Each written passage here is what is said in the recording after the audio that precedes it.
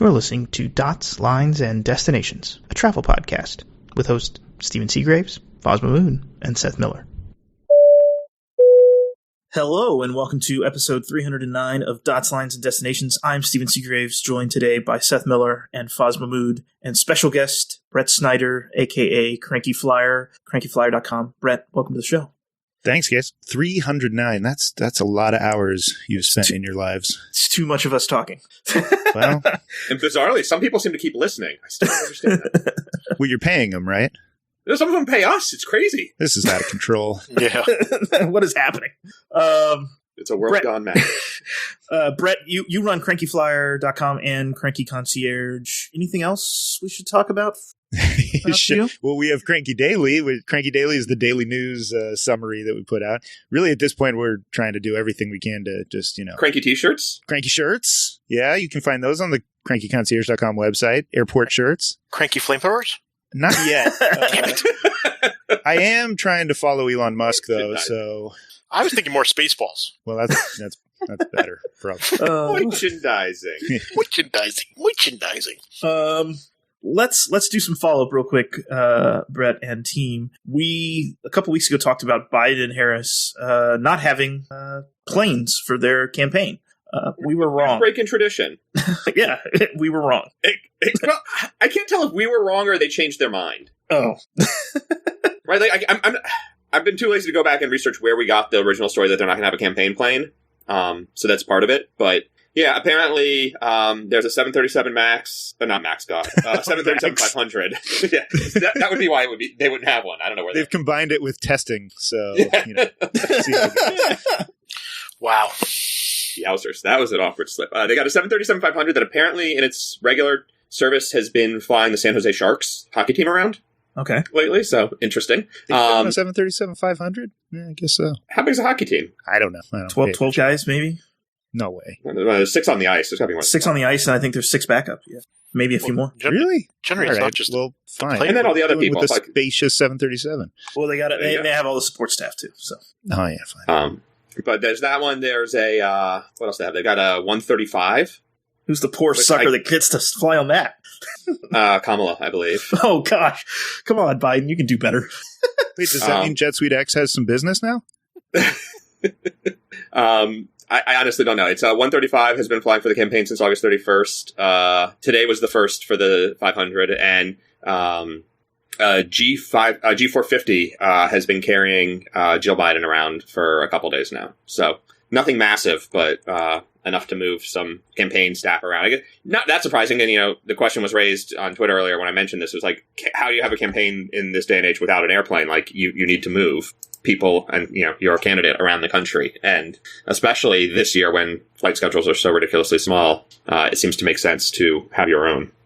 Yeah, I'm still confused. Jill Biden is flying around on the G450, and Kamala Harris gets an E135. Way more seats. I guess. I mean, yeah, it does, but that's the less comfortable ride. Right, it's like 25 seats versus 10 at most. I mean, really, what are they doing? They're just going back and forth between like Des Moines, Ohio and Pennsylvania and Michigan and Wisconsin. Like, it's not that long of a flight, right? That's true. Occasionally have to drop down to Florida, I suppose. But no, maybe so. We got Brett here to bring he's the truth bringer on the show, I guess. The truth bringer. So you guys have been lying to us for 308 episodes, is what you're saying? Wait, well, for one thing, the episode count is partly a lie, so we lost count at one point, just picked a new number. And you've been a guest before, right? I don't know. I don't think so. I thought you did an episode with us at one point. Oh, is that when I was drinking heavily? Maybe. No. I don't remember, but it's possible. I am right now. Yes. Anyways. Well, so the other thing we want to talk about was not follow-up, well, kind of follow-up, just a brief nod to the Bangalore announcements and market. So we spoke last show during the live show about San Francisco, Bangalore being announced by United and how that ties in with American's previous announcement for Seattle, Bangalore.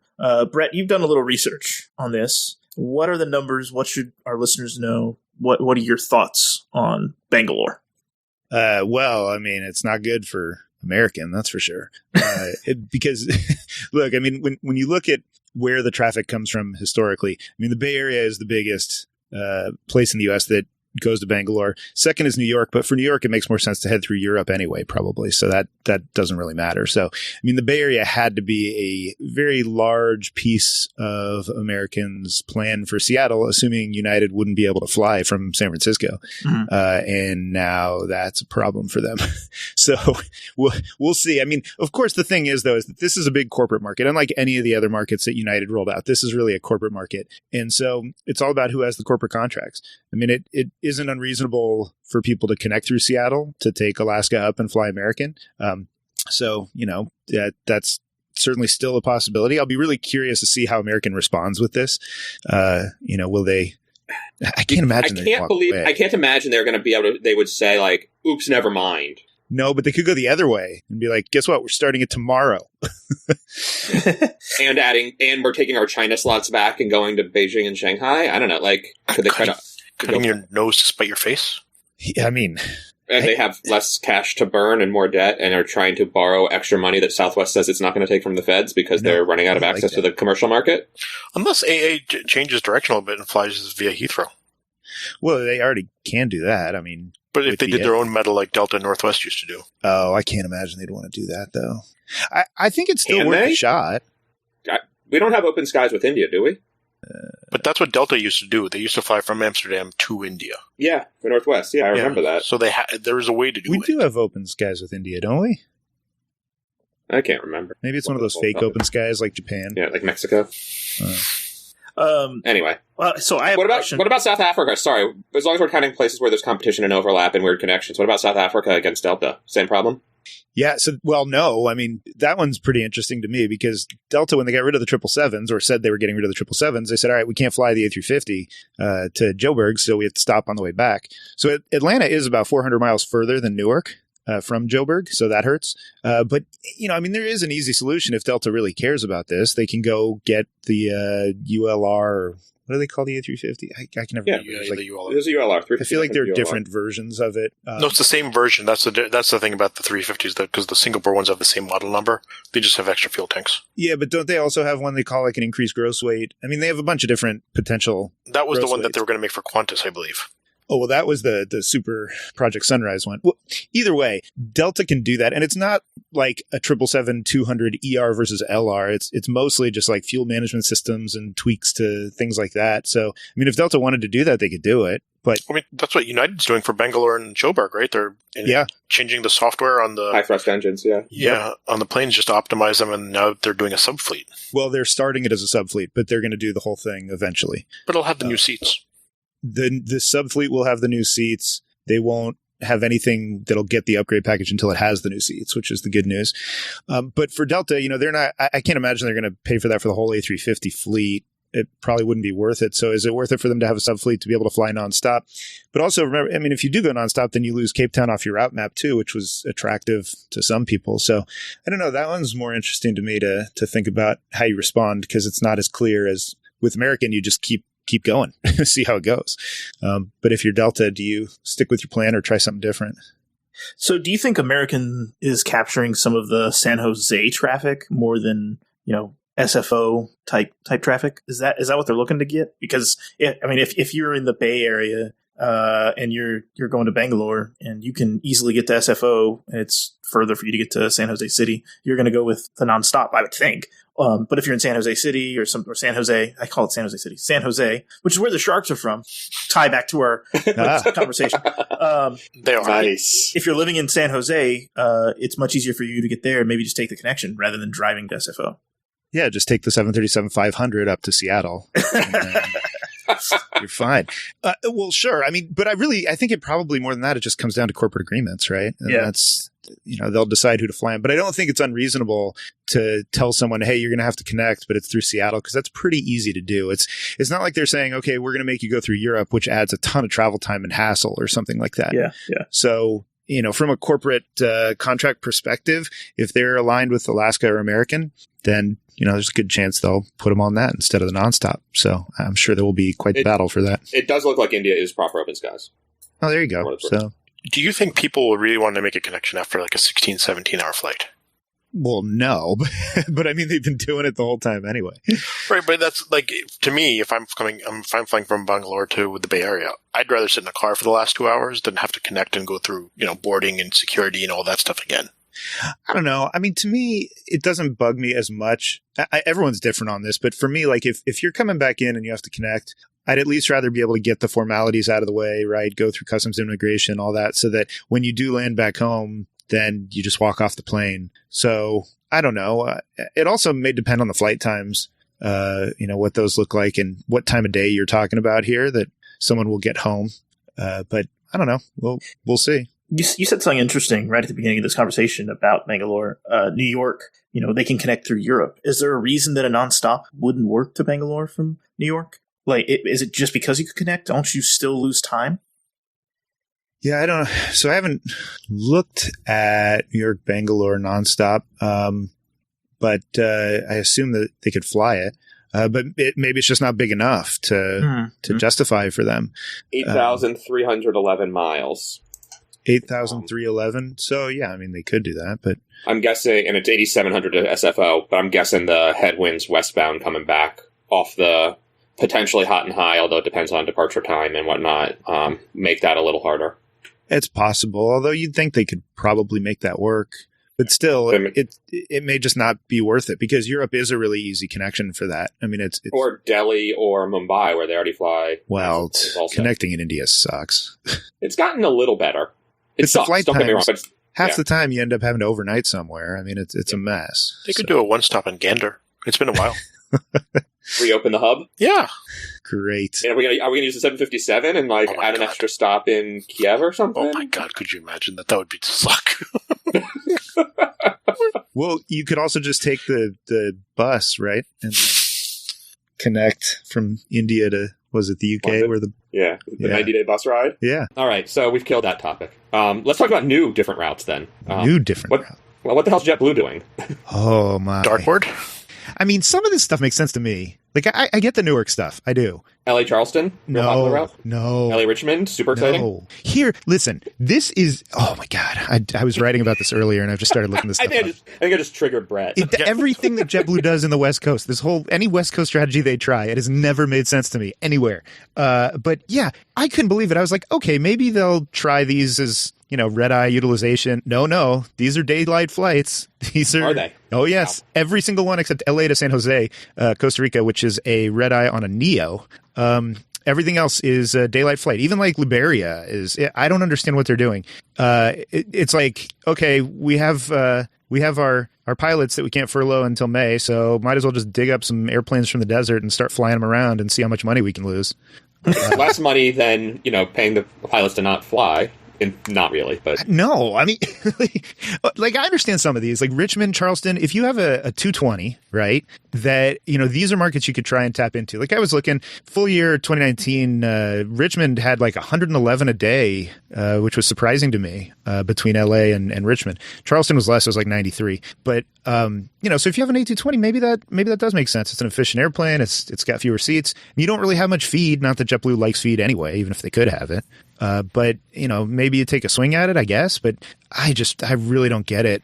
And then like LA to Raleigh Durham, that's a busy market. A little competition there. There's plenty in there. There's no real need to be there. But could this be a result of like this perception? The more exposure points you have during travel, the higher risk you are. So to appeal to people's cautionary approach to give them more nonstops. Yeah, sure. I mean, I think that to me applies more on like the Raleigh Durham short haul stuff that they're doing. Like they're doing, what are they doing? San Juan and Montego Bay and whatever it is. Like maybe you don't want to deal with, people are going to be looking for where do I take my vacation? And if there's now a nonstop that can get you to some of these good beach destinations, great, let's do that. then we can go there easily. And that might really help with stimulation. But I just have trouble seeing how like a Richmond, LA or something is going to see big stimulation just because there's a nonstop. Maybe you Vegas, get baby. Even Allegiant wouldn't do it. So now's definitely the time to show up. And how does Richmond, Vegas not a red eye? That to me is like, this is great utilization opportunity. But no, it's a daylight flight. But could that have something to do with the way that the crew overnighting would work? That they're trying to minimize hotel expenses? So maybe, but they're still going to have to overnight people in Vegas, and for pilots, that's a single hop day. And it's, Just by the way, hours. it's a Richmond origin. So it's morning flight Richmond to Vegas, and then it turns back to Richmond. Wow. So they're overnighting someone in Richmond that night. It lands at like 8:45 or something like that. So it's also just weird to me seeing like Delta's got 80-ish flights, American's got 60, and now JetBlue is suddenly like, hey, we can put like 15 on the schedule and see what happens in Raleigh. Yeah, but they're going to places where nobody else is really. I mean, Cancun sort of like American is going to do Saturday only. Yeah. But to me, those are, hey, give it a shot. They're short routes. It's not a lot of aircraft time. You can see if it works. If it doesn't, you walk away. But yeah, give it a shot, and then who knows? I don't know. It's that long haul stuff. Yeah. Twice daily from Newark and San Francisco to compete with United. Oh, to Cancun? To Cancun? No, not the West Coast Cancun, please. This is, I mean, it's twice daily LA and San Francisco, by the way, from the West Coast. And it makes no sense to me because I think as a West Coaster. Does anyone from the West Coast go to Cancun? I mean, some. But San Francisco means United has San Francisco, Cancun. Yeah. They do. And United has it once or twice a day, depending on when it is. From LA, Delta's got it, I think, twice a day, and United's got it once a day. American and Southwest both ran away. I can't remember if Alaska was. I think Virgin America was there before. But anyway, a lot of them have run away because there's just no need for it. If you want to do something from the West Coast, you usually go to the West Coast of Mexico, to Puerto Vallarta or Cabo. I mean, those are the big ones, right? But Cancun, it's a nice place to go, but I feel like people want to stay closer to home, and so they'd be better off trying something like Puerto Vallarta. But I guess they see an opportunity here. I don't get it. But even these double dailies, again, no red eyes. They're both daylight flights, which is really strange. I think part of it is they've got a station in Cancun that's solid, and they've had good success there in the past. They'll probably figure out a way to sell some vacation packages through TrueBlue or JetBlue Vacations. To who? Yeah, all those people in the West that are big JetBlue fans. Yeah, but you get a cheap-ass deal with the hotel thrown in. Yeah, I mean, but I'm kind of with Brett. Like the JetBlue's penetration here on the West Coast is minimal. Like they're not. People don't fly JetBlue. Yeah, it's not a good enough reason to use the word penetrate. I support your decision. I mean, to me, it's kind of like the argument I had with you guys about Portland to the New York area on JetBlue. Why would I fly a red eye on JetBlue when I can fly anybody else nonstop and be more comfortable not on an A320 overnight? Well, but when I need to go to Richmond, I know where I'm turning. Well, I was trying to figure out if there was any like other sort of like like the San Diego to one of the Virginia airports that Southwest just added. Oh, Norfolk, but that was Norfolk. That's military, Navy right? traffic. Yeah. So like I was trying to see if there's anything like that in the JetBlue deal, and I can't find any. No. And, the other thing, too, about this, like, I think of Richmond to L.A., if you had a connecting network, then maybe this gets somewhat interesting, potentially. Yeah. And they don't really have one. I mean, maybe this will connect, but they don't like selling connections, and they don't really price for it. So unless they're going to change how they're going to approach this, I mean, chances are, though, I think the flight leaves L.A. at 9. Or no, Richmond's the other way, because Richmond is, again, a Richmond-based aircraft. Charleston is an LA-based aircraft, so it's earlier, the one that goes to Charleston and then returns in the evening. So maybe some can connect, maybe at least one direction, but that's not really JetBlue's thing. So I'm just confused because when they went into LA, they said, all right, we're going to grow this over the next few years to 70 something. And then all of a sudden they're trying to do all of it now. Right, we're going to grow by the end of 2020. I saw some sort of internal conversation, or was told about some internal conversation susggesting that like the Costa Rica stuff was a couple years away, like 2023-ish, and all of a sudden they're like, let's just do it now. Now they moved it up, and I think it's interesting. It's scheduled on a Neo. I don't even know where else they fly a Neo from. Which one's on the Neo? Liberia, you said? No, San Jose. Okay, because Liberia's scheduled for Mint. 1 day, I think it's like. Is that the one that I think it's 1 day a week it's Mint and 1 day it's not? Maybe that's what it is. It's something weird. And by the way, another weird one is West Palm. So that one, they said some flights are Mint, but when I looked, all flights were Mint. But why? You already own that market out of Fort Lauderdale. You've got the Mint market. If someone wants a premium experience, they're willing to go down to Fort Lauderdale. All you're doing is cannibalizing your own stuff going up to West Palm. Maybe they think they can sell 2 flights worth, and so they'll go ahead and add the set of premium. They can let some of the West Palm folks have their own shorter commute. I mean, right now demand is the problem. So I would think you'd rather bolster Fort Lauderdale than start trying to splinter it. I could understand if there was huge competition in Fort Lauderdale and you're duking it out with everyone. But if you're talking about premium, which they are because they're doing Mint, I mean, you own that market. You've got the best experience by far. So I don't know. The north-south stuff, I like. Newark, great. Take a swing at that. Let's see where this goes. Maybe it works out, and I'm all for it. But man, this long-haul stuff, I don't get it. Look at this. I'm actually kind of excited now that I said just look at the St. Martin route. I bet I can get an easy connection out of Boston to get that. And that's Mint. Harder. Yeah, and it was harder via JFK just because of the timings. But I bet I can get that one to swing because for whatever reason they have more Boston Newark flights, or they used to. Who knows what they fly anymore? Anyway. Yeah. But that the Mint stuff, I get those weekend Mint flights. Those are great. I mean, you're not going to fly the transcons at the same frequency on the weekend, so great. Send them down somewhere else. Yeah. That makes perfect sense to me. And they had to cut so many of the transcons anyways, or not had to, but did cut so many of the transcons anyways. So you've got spare Mint capacity just in general. Well, that is probably true. But if you're talking out of Newark, I mean, these are airplanes that are coming from LA that, they want to run 2 instead of 3 on a Saturday. So let's just send it down to Aruba or St. Martin. Like, that's a better use of it for sure. But they've cut everything September and October. And let's not forget Philly, by the way. That is not done well based on what they're still scheduled to fly. So not the best. Yeah. No surprise there. Yeah. Brett, we had talked a little bit about the original reason we invited you to the show, really, and that was corporate travel. We had discussed a few weeks ago corporate travel numbers, and I had posed the question: how is this affecting corporate travel agents? COVID and being the it. And you said you could give some insight. So can you fill us in? What is happening? How are corporate travel agents surviving during COVID? It's not good. Not good.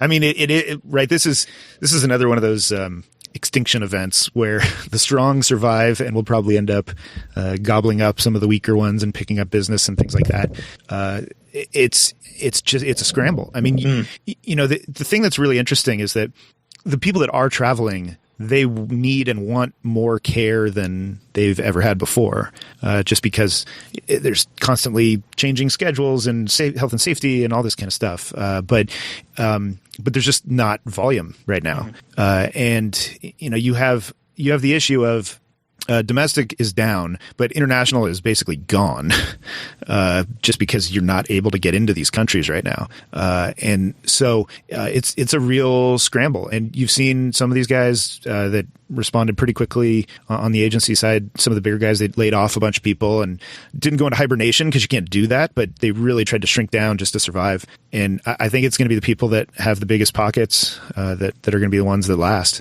But you might see more consolidation or something coming out of this just because it is such a tough situation. And that doesn't, consolidation, does it mean higher prices for consumers in some way? Or is it more of we'll just see less service?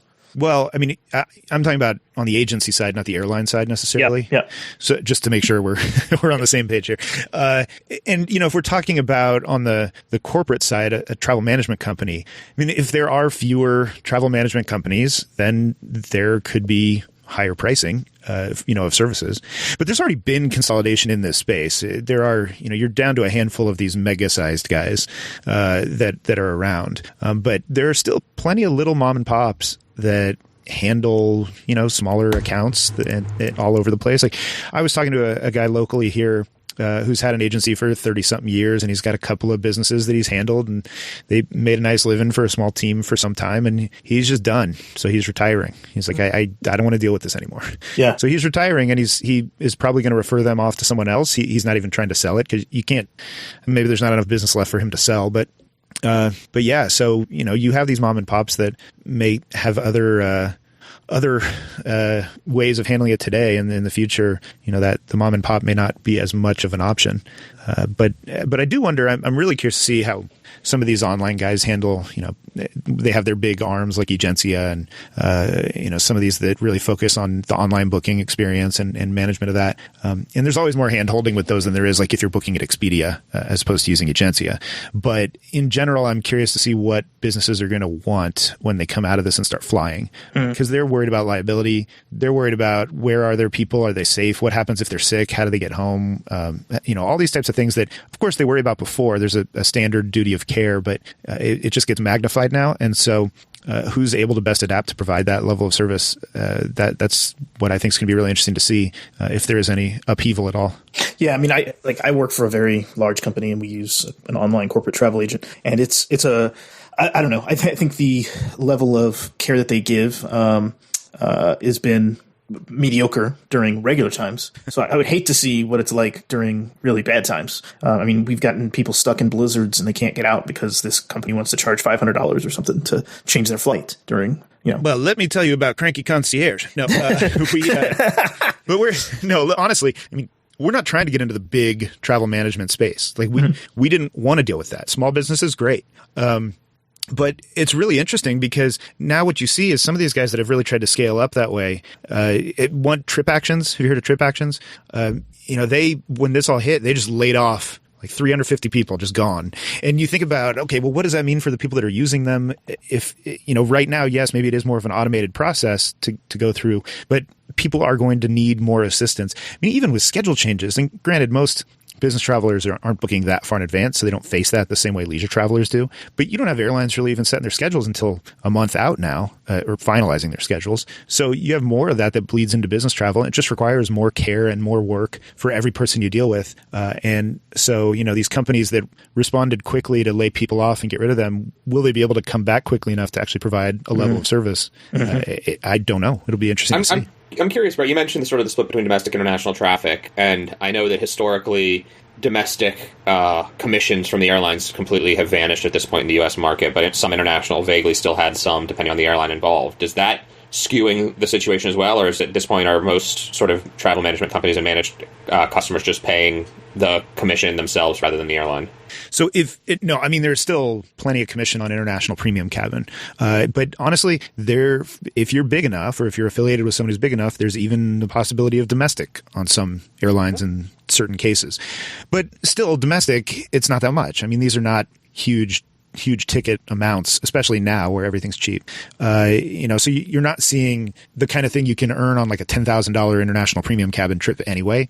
But there is opportunity there. And I expect that once travel starts picking up again, I would assume that we're going to see the airlines get even more aggressive at trying to fight each other with commissions, which generally doesn't work great for the airlines because they just beat each other over the head until they end up where they were before. But works great for travel agents.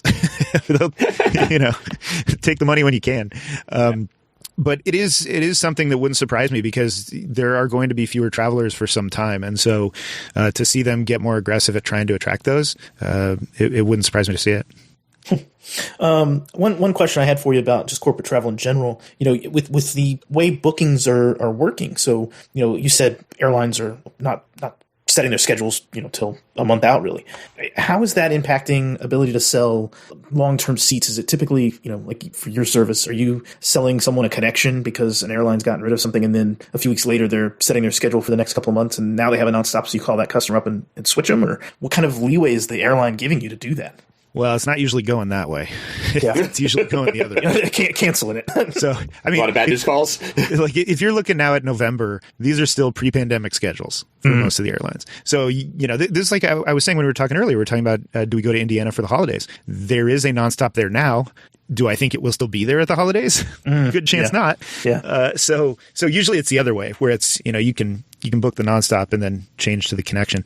But the airlines are very flexible and will let you do almost anything as long as it doesn't require giving you your money back. So, they, of course, now we have the no change fee thing, but we've really had that for some time with the waivers that are out there anyway. And so, they're just trying to make it so that people are confident enough that they'll book something and say, well, at least I'm not going to lose this if I can't go.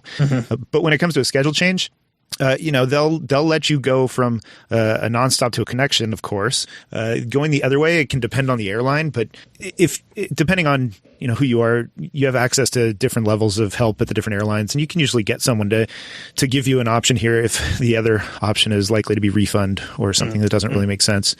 You can work with them, but they've gotten a lot for corporates. They've gotten a lot more lenient about letting people change names. You could always do that, but there was a fee involved, or you had to use some of your soft dollar stuff. And a lot of them now are just saying, yeah, feel free, you can use this for other people, and there are different waivers that allow that. So they're trying to really get flexible. Kind of the purest version of that is Air Canada, because they just say, no, we won't obey the law and actually give you a refund. So Air Canada will let you... Listen, U.S. law doesn't apply in Canada. Right. Who knew? It's very important to know. Who knew that they could fly to the U.S. but not obey our laws? But they're letting people do all kinds of things. I mean, they extended the validity. You can change names. You can convert into points. All kinds of stuff that they will let you do to keep your money, but they won't get back to you. Well, I mean, it's funny because like Seth and I were talking. I don't know, Seth, when we were talking about Denver, but Portland, Denver on Alaska started last week, I think. September 1st. September 1st. I had no idea that they were even going to fly this route. Brand new. And I just look on Flight Radar one day and I see it on Flight Radar. I'm like, what? And I'm like, that was like the most unannounced thing. And I'm actually surprised they're flying it. And they're flying it with a 737, not even an E-175. Well, they don't want people to get used to it. I mean, there's interesting stuff though that you're seeing a lot of these kind of things. Like they're growing in Jackson Hole and a lot of more Bozeman down to the West Coast and all that kind of stuff. Which is it's all about, all right, where do we think people are going to be comfortable traveling? Mm-hmm. Apparently, Denver is one of those places. I can't imagine anyone's comfortable going to Portland right now if they watch the news. So, so do you, just out of curiosity, with the airlines, are you seeing you're seeing a lot of flexibility, but are you seeing flexibility in regards to like upgrades? I have a ticket that United keeps canceling. We're still talking about this? This sounds like a personal question. It is a personal question. You almost made me snarf my beer. Good God. Excellent. I'm not seeing any, not with upgrades. I mean, if maybe with corporates, they're doing some stuff. I don't know if they have specific agreements with certain corporates. I don't have the visibility into that, but I am not aware of any flexibility around upgrades, except that, now when you buy your American Basic Economy ticket, you can upgrade. So congratulations. There's a lot of flexibility as long as you have cash. Well, sure. I asked the question, right, because I have a ticket to Singapore for next month, which United just canceled because, as you said, they're only keeping schedules a month out. So the question is now, what do I do with it, right? Because that's what I have to figure out, and I haven't called them yet. And that's why I posed that question, is what you're seeing. Will they open up space for me in January, or will you go back to the lottery system? Oh, this is an award ticket? No. It's a revenue ticket with upgrade with points. Oh, I see. Confirmed already, though? Yes. I would imagine they'd force a new confirmed open seat for you. I would bet they would. I mean, you are fake global services, so. Fake global services. And he's, he want to be. He want to be. Yeah, that's the word I'm looking print for. out a little membership card and just say, I am global services. I got my 2,000 Continental Elite bag tags on my back. Boy. Well, yeah, I mean, just give them a call, but I would think that is something that they might try and work with you on. I mean, it's pretty clear, right, that if you're trying to change in January, I'll bet you anything it's not going to go out full in business class. This is probably not a real concern. I would wager slightly less money that's not going to go out at all, but yeah, well, there's that too. We still can't go to Singapore. I mean, we can't go anywhere. That's not true. We can go to Afghanistan, apparently. We can go to Turkey. We can go to Cambodia if you give them like $3,000, I found out. That's a good one. Yeah, that's leave awesome. Enough money in escrow so that they can pay for your medical bill if you get sick. I really like that game, actually. It's it's not a bad plan. It's like, hey, if you got money to spend, we'll let you in the country. Yeah. I can go to Costa Rica, but you guys can't. No, California's out. We're not on the list, so that's a shame. I mean, Afghanistan you can go to. It's open. Yeah, great. Libya too, probably, and Syria, I'm going to assume, are perfectly fine to go to if you want to. I didn't realize that Vietnam, it's not open, but not only is it not open for Americans, it's not open for Vietnamese citizens to come back to without a mandatory 14-day government stay. Like, it has to be at a government property. Australia did that too, though. Did Australia? Wow. Yeah, I mean, they use third-party hotels, but I have a friend / former colleague who was Australian and went back a couple months ago now, I guess, and a month ago, and live tweeted her tales from quarantine. Canada's doing it too. I hope she's still Australian. You said Canada, you don't need to stay at a government facility. You can stay. You just need to stay. That's true. Canada, you just have to quarantine yourself. Australia controls the isolation. Australia was fascinating for us. We had a client that lives in Portland, actually, and needed to get back to Australia. Her mom was dying, but she's a citizen, so she can go back. But she wanted to quarantine in Brisbane, which is where her family was, and no flights from the U.S. to Brisbane. This is after the repatriation flights were all done, and we're like, oh, this is going to be fun. Because she had to touch Australian soil in Brisbane first. Right. Yeah. Correct. Yeah. Wow. So, what we ended up doing, though, which worked out great, Australians, they opened it up. They let you connect through New Zealand if you're an Australian citizen. So we were able to put her on Air New Zealand and then connect into Brisbane from there. But it was not an easy task. This goes back to what I was saying. Like, so many of these things now require a lot more effort than they used to. Mm-hmm. And knowing the rules. I mean, we've talked about on the show about, if a vaccine comes, having the vaccine passport, and will those rules, end up in Timatic? Seth, I don't know what you think about that, but like, you don't have a vaccine, but you've gotten a COVID test, so you can enter this country, or you have a vaccine, so you can go anywhere. It's just going to make things complex for people. Sure is. And IATA, being as kind as they are, want to charge everyone to access that information. They used to have that map open, and now they don't have it anymore. That seems short-sighted right now when the goal is to get people on planes. Well, Yeah, deciding to charge for that map was a pretty poor choice. yeah. But of course you can still find Thematic anywhere, but, not necessarily the easiest thing to decipher, so. Yeah. Anyway. I want to talk about the EASA and the completed max flights and some news about American. Seth? Yeah, so Fill us in. a couple weeks ago, Transport Canada did their 737 MAX test flights. This week, EASA completed their test flights. Both of them did it out of Vancouver, where Boeing ferried a plane up because those people couldn't come to the United States. So. Wait, I thought they did it out of Michigan with Joe Biden on board, no? Am I confused now? That was out of Delaware, thank you. Newcastle. But yeah, no, they've done their test flights. So EASA issued a statement today saying we've completed our test flights. We're now reviewing all the data, and then there'll be a joint review board, et cetera, et cetera, et cetera. We will return it to service as soon as as soon as possible, as long as we still think it's safe. So not much there, but presumably the data will be sufficient. And I'd like to believe that Boeing did enough work that the data will also be, yield a positive result. So.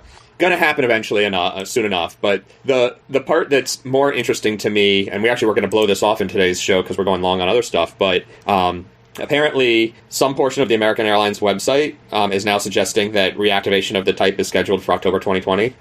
What? No, they pulled it out of their October schedules already, so... Yeah, I don't know. It's very hard for me to figure out how this is happening and where this data is coming from, but... Well, it'll be flying in October 2020 in an alternate dimension. Well, considering today is like March 193rd, I think. Yeah. By the time we get to October, perhaps it will be back in service. It's possible. Will we ever get to October, though? Yeah. Anyway. Will we make it to October? That's the good question. Will we make it? So Skytrax has giving out COVID awards for airports. And my so you say it that way, it sounds like they're giving people COVID. Like, hey, congratulations! Here's your COVID award. Surprise! Yeah, what do you guys think of this? Because this seems kind of stupid. Given that all their other awards are basically pay to play, and the airlines are out of money. Yeah, it's kind of funny. But these are for airports have money for the airport. Yeah. So here's the best one, Brett. You're going to love this. Guess which the first? They're only doing it in Europe right now because they're doing in-person reviews. Over a 3-day period, they go in and look around and make sure, review what your policies are, make sure you're actually implementing them, and then sort of run some, swab tests or something to make sure, surfaces really are clean. They've rated 3 or 4 airports so far. 3 came back as 3-star airports, and 1 came back as a 5-star. Can you guess the 5-star airport? Berlin Brandenburg Airport. No, it's one that's actually open. Well, there's no one there, though, so it was very safe. Yeah, very cool. Well, actually, the fire... Anyway. Rome. No way. Go well with Alitalia. I'm going to go with Helsinki or Stockholm or Copenhagen or something. No, not really Stockholm. Rome. Wait, not Sweden. Wait, it's really Rome? Yeah, I wasn't making that up. Come on. No, really? Yeah. Rome got a 5-star, and then Nice, Malaga, and Heathrow got 3 stars. So what? This is basically someone wanted to go on vacation, and they're like, "Oh, we'll go check it out while we're there." Yeah, apparently. And it's based on, do they have markings to keep people separated, social distance policy, face mask usage, sanitizer availability, and use of PPE by staff in the airport. It's use of euros to bribe? Is that no? It's not officially listed, but given it's Skytrax, we all assume. Shouldn't every airport be 5 stars then? Shouldn't that be the minimum requirement for those things? You have social distancing in place, and yeah. Where it really comes down to sort of reading through the rating system is that there's a 75% pass rate during validation, a 60% pass rate, 50% pass rate, and then below 50%, and on the swab tests, I guess. And who the hell knows if that means does this mean that half the swab tests that they ran in Heathrow or Malaga came back COVID positive? I don't know, but reasonable visual cleanliness. I would love to see them come rate the Florida Panhandle airports and see how that goes. How about the Louisiana airports right now? Those are fine. At least they have an excuse. All the spices kill everything. It's fine. I'm convinced that if we were to really do some swab tests around certain U.S. airports, we would be pretty disgusted, even after cleanliness factors. I'm putting air quotes up. Anyway, this goes way beyond COVID. Exactly. This is like those hotel expos where there's semen everywhere.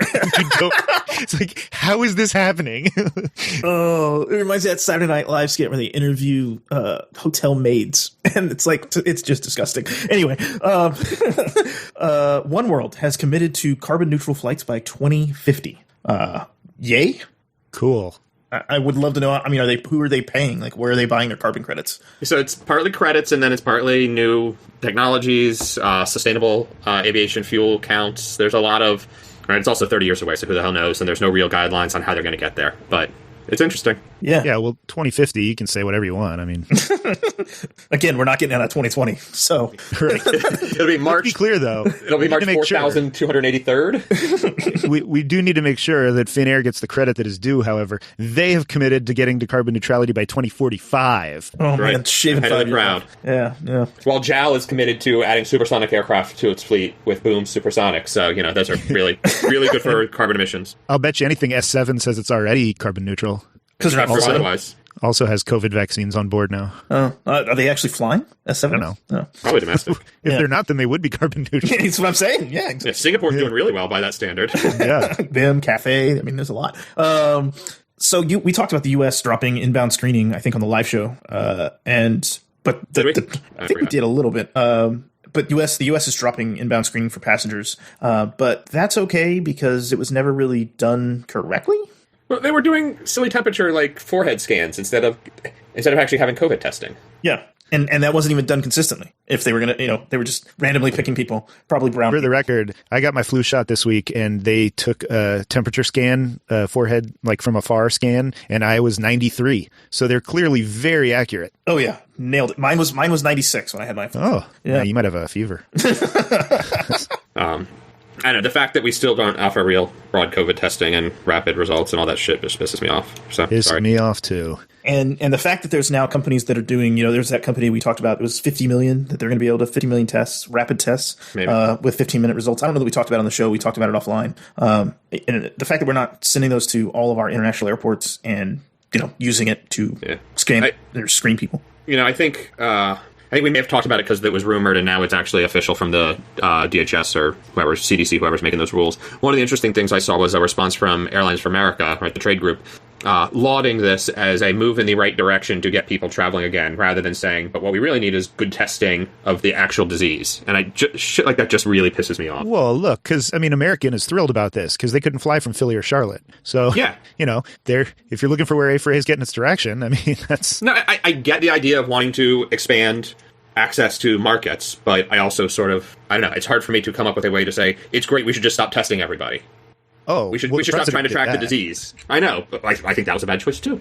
Yeah, well, it would be nice. I have one of my oldest friends getting married in the UK around Thanksgiving, and would be nice if I could go. I'm not holding my breath, but testing would make that a pretty 2-week quarantine in Ireland on the way in. You can go. You just have to sit in isolation for 2 weeks.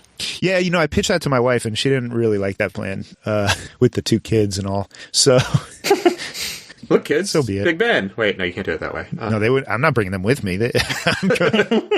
I would like to go quarantine in Isla and just drink scotch for 2 weeks. I see no problem with that, but she does. So, the first flight of the Flying V plane from KLM and TU Delft happened. When was this? A couple weeks ago? Yeah, I think so. It's kind of cool. What do you guys think about this as a concept? A Flying V aircraft as a passenger plane. It looks really funky. I don't know that I would want to be in the middle of 20 people as this thing goes through turbulence, honestly. It's kind of like being in the middle of a cruise ship or something, right? Mm-hmm. Yeah, it's like rolling and there's no, I don't know. It's hard to imagine what that would be like actually to me. So I don't know. To me, this is also I feel like this is perhaps still a little bit before its time. Mm. Just all of the things that we need, how do you deal with the lack of windows? Okay, people don't really need window seats. A lot of people don't like them, but A, there's safety reasons that you need windows, and B, even if you don't sit in the window seat, having the window available, especially during takeoff and landing, people tend to actually sort of look and want to know if the ground is out there or not. I know there's all sorts of things like that I feel like you're going to have. Maybe use the Emirates camera projection fake windows things. I don't know. Putting a bunch of those in doesn't seem like the best plan, but I guess it could work. It's there's a whole lot of passenger adjustment that would have to come along with this, and I'm not sure it's by the time they could get something like this built, I'm not sure. I mean, obviously there's going to be efficiencies that happen with this that would also happen. You know, if new engines come along that are more efficient, like this will also get the new engine. So it's not completely an isolated thing. But I just wonder how much that will happen in parallel versus how efficient it's going to be versus other technologies. Yeah. But if they get up in 2050 and it's, you know, carbon neutral, then one world can use it. Right. KLM's joining one world. Is that the conclusion we should come from this? Oh, wait. There's a rumor. The old BA-KLM merger is being revived. Screw the French. Well, that's a general thought. I bet KLM would be pretty happy to do that at this point, but probably so. Well, have you guys heard about this ridiculous tax France is talking about? Yes. What? Tell us more. Which one? I mean, it's like up to 400 euros or something like that. Yeah, it's a carbon tax, basically. For who? For flying, yeah. It's the British APD on steroids, basically. India's got one too. Yeah, is it 400 euros? Like, that's insane. Yeah, it staggers based on distance and class, like the APD. So I will be avoiding France for all of my travels. Actually, doesn't France already have a premium cabin tax that was theoretically tied to this? It's pretty low. Yeah, it's like $60 or $70, but yeah, it's not that much. It's nothing like APD. This would be brutal. Wow. Yeah, one of the things I was reading was someone was saying that would lead to like an 18 to 25% drop in traffic. Look, it'd be great news for mighty Brussels because everyone could just fly there and take a train down. Brussels can grow up and be a real airline. Yeah, if they're still around after all this. Well, if France does that, Brussels has nothing but room to grow. Yeah. It might be saving grace. This is actually a little scary now that I think about it. You're basically bracketing France with the Germans. You got them in Geneva. You got them in Brussels. Little concerning. Anyway. Maybe even Air Belgium will make a comeback. Aren't they still around? Aren't they still flying? They are. Yeah. Charter services mostly. Yeah.